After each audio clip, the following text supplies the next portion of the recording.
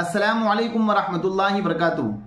आज की इस वीडियो के ज़रिए से हम आपको ये बतलाने वाले हैं औरतें वित्र की नमाज कैसे अदा करें, और दूसरा मसला ये बतलाने वाले हैं कि वित्र की नमाज का वक्त कब शुरू होता है और वित्र की नमाज का वक्त कब ख़त्म होता है।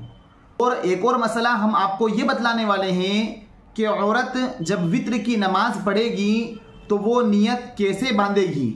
और तीसरी बात, औरतों के लिए ख़ास वित्र की नमाज पढ़ने का मुकम्मल तरीक़ा क्या है, वो आज की इस वीडियो के ज़रिए से हम बतलाने वाले हैं। और अगर हम कोई औरत वित्र की नमाज पढ़ रही है और उसे दुआए कुनूत याद नहीं है तो वो तीसरी रकात में दुआए कुनूत की जगह क्या पढ़ने वाली है, वो इंशाअल्लाह ताला आज की इस वीडियो के ज़रिए से हम वो भी बतलाएंगे। तो देखिए, सबसे पहली चीज़, वित्र की नमाज का वक्त कब शुरू होता है और वित्र की नमाज का वक्त कब तक रहता है। की नमाज का वक्त जैसे ही इशा की नमाज का वक्त शुरू होता है, वित्र की नमाज का वक्त भी उसी के साथ शुरू हो जाता है। अलबत्ता वित्र एक आलाहिदा नमाज है, लेकिन वो इशा के ताबे है। इशा की नमाज के बाद वित्र की नमाज का वक्त शुरू हो जाता है। अब कब तक रहता है, तो देखिए, अगर किसी औरत की तहज्जुद के वक्त उठने की आदत है तो उसके लिए अफजल तरीक़ा ये है जो आप सल्लल्लाहु अलैहि वसल्लम से साबित है कि अगर कोई औरत को मुकम्मल अपनी ज़ात पर कॉन्फिडेंस हो, यकीन हो कि वो तहज्जुद में उठ सकती है, या किसी औरत की तहज्जुद पढ़ने की आदत है, तो उसके लिए अफजल और बेहतर ये है कि वो इशा की 4 फ़र्ज़ और 2 सुन्नत और 2 नफल पढ़ने के बाद वो वित्र ना पढ़ें, वो वित्र तहज्जुद के वक्त पढ़ें, उसको ज़्यादा सवाब मिलेगा। और आप सल्लल्लाहु अलैहि वसल्लम से भी यही अमल साबित है कि आप सल्लल्लाहु अलैहि वसल्लम तहज्जुद के वक्त वित्र की नमाज पढ़ा करते थे। लेकिन अगर किसी औरत को अपनी ज़ात पर कॉन्फिडेंस नहीं हो, भरोसा नहीं हो, तो फिर वो इशा के बाद ही वित्र की नमाज पढ़ लें, ताकि तहज्जुद के भरोसे उसकी वित्र की नमाज फोत ना हो जाए। तो तहज्जुद से जो वक्त होता है तहज्जुद का, सुबह सादिक से पहले पहले तक नमाज वित्र का वक्त बाकी रहता है।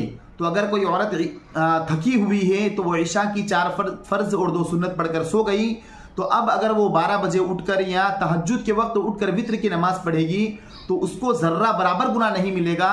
इसमें कोई हरज नहीं है, बल्कि तहज्जुद के वक्त पढ़ेगी तो उसे ज़्यादा सवाब मिलेगा। अब औरत वित्र की नमाज की नियत कैसे बांधे, तो देखिए, सबसे पहले चीज़ हम ये समझ लें कि नियत दिल के इरादे का नाम है। जैसे ही हमने दिल में इरादा कर लिया कि मैं वित्र पढ़ती हूँ तो ये नियत काफ़ी हो गई। लेकिन अगर किसी को दिल के इरादे से इत्मीनान नहीं मिलता है, इत्मीनान क़ल्बी हासिल नहीं मिलती है, तो फिर वो औरत इस तरीके से वित्र की नियत बांध लें कि नियत करती हूँ मैं 3 रकात नमाज वित्र वाजिब, ख़ास अल्लाह ताला के लिए, रुख मेरा काबे शरीफ की तरफ, अल्लाहु अकबर। अब औरत ये ख्याल रखें कि औरत अपने हाथों को कानों की लौ तक ना उठाएं मर्दों की तरह, बल्कि सिर्फ अपने कंधों तक उठाएं। और बेहतर और अफजल ये है कि अपने दुपट्टे के अंदर ही कंधों तक हाथ उठाकर यहाँ पर बांध लें। यहाँ पर हाथ बांधने के बाद सना पढ़ें और अल्हम्दु शरीफ पढ़ें। पूरी 2 रकात इस तरह पढ़ें जैसे आम 2 रकात पढ़ी जाती है। अल्हम्दु शरीफ सूरत, उसके बाद रुकू सजदा, और फिर दूसरी रकात के लिए खड़ी हो जाएं, अल्हम्दु शरीफ सूरत और बैठ जाएं। अत्तहियात पूरी पढ़ने के बाद दूसरी रकात में दुरूद शरीफ नहीं पढ़ना है। अत्तहियात पढ़ने के बाद औरत खड़ी हो जाए वित्र की तीसरी नमाज पूरी करने के लिए।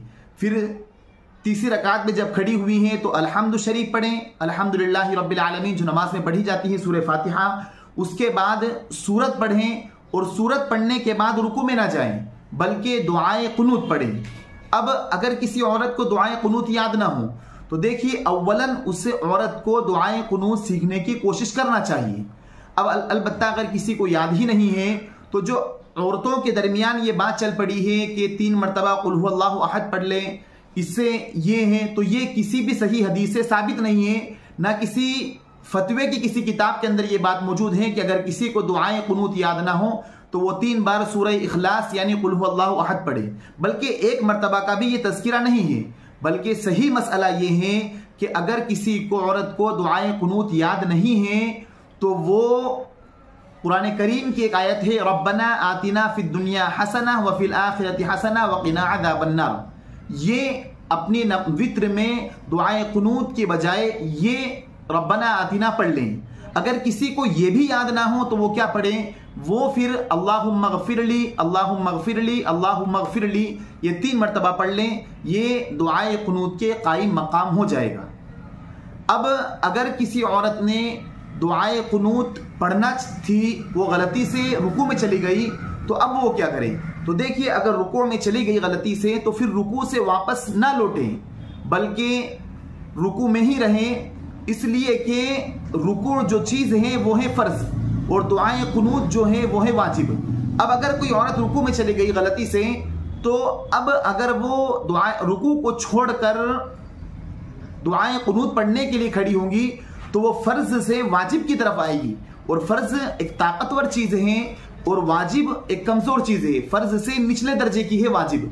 तो जाहिर बात है ताकतवर चीज़ से कमज़ोर चीज़ की तरफ जाना हुआ होगा, तो लिहाजा ऐसा नहीं करना चाहिए।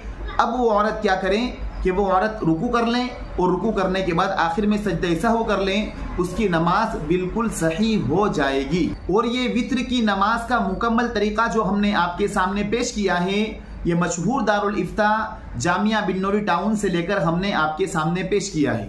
अगर आपको ये हमारी वीडियो अच्छी लगी हो तो आप हमारी इस वीडियो को शेयर करें, हमारे चैनल को सब्सक्राइब करें। फ़जज़ाकुमुल्लाहु खैरन व अहसनल जज़ा। अस्सलामु अलैकुम व रहमतुल्लाहि व बरकातुहू।